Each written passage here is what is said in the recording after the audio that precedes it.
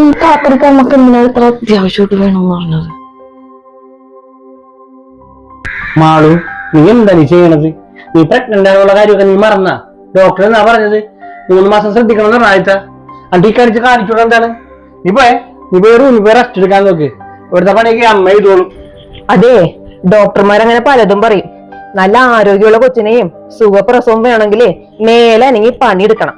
എന്റെ അമ്മയെ ആദ്യത്തെ 3 മാസം ഡോക്ടർ ശ്രദ്ധിക്കണമെന്ന് പറഞ്ഞുകൊണ്ടാണ് ഞാൻ പറഞ്ഞത്. പിന്നെ പണ്ടത്തെ കാലത്തെ പെണ്ണുങ്ങളൊക്കെ പ്രസവിച്ചത് ഈ ഡോക്ടർമാര് പറഞ്ഞ് റെസ്റ്റ് എടുത്തിട്ടാണാ?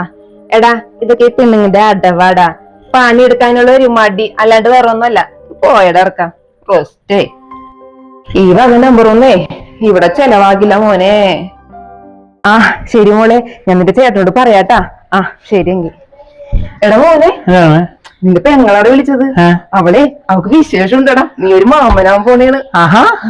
പിന്നില്ലേ നമുക്ക് നാളെ തന്നെ പോണോട്ടാ. അവളിങ്ങോട്ട് കൂട്ടിക്കൊണ്ടുവരാം. നാളെ എന്തിനാ അവളെ കൂട്ടിക്കൊണ്ടുവന്നത്? അതിനെ കുറച്ച് ചടങ്ങുകളില്ലമ്മേ. നാളെ നമുക്ക് അവളോട് പോയി കാണാം. എടാ, ആദ്യത്തെ 3 മാസമായി ശ്രദ്ധിക്കണ്ടേ, നല്ലോണം റെസ്റ്റ് വേണം. അതുകൊണ്ടേ നമുക്ക് അവൾ ഇങ്ങോട്ട് കൊണ്ടുവരാം. ഇവിടെ പിന്നെ ഞാനില്ലട നോക്കാൻ. പ്രസവമൊക്കെ കഴിഞ്ഞിട്ട് അവളെ വിട്ടാ മതി. അവിടെ മൂശാട്ടെ പിടിച്ച തള്ളേന്ന്. അവളെ നല്ലോണം പണിയെടുപ്പിക്കും. അതൊന്നും പറ്റില്ല. നമുക്ക് നാളെ തന്നെ പോയി അവൾ ഇങ്ങോട്ട് കൊണ്ടുവരാം. അപ്പൊ നമുക്ക് അറിയാലേ, ഗർഭിണിയായി കഴിഞ്ഞാൽ ആദ്യത്തെ 3 മാസം റെസ്റ്റ് വേണമെന്ന്. എന്റെ ഭാര്യ ഗർഭിണിയായ സമയത്ത് ഡോക്ടർ റെസ്റ്റ് പറഞ്ഞതാണ്. എന്നിട്ട് പോലെ റെസ്റ്റ് എടുക്കാൻ അമ്മ സമ്മതിച്ചില്ല. ഓർമ്മയുണ്ട് നമുക്കത്.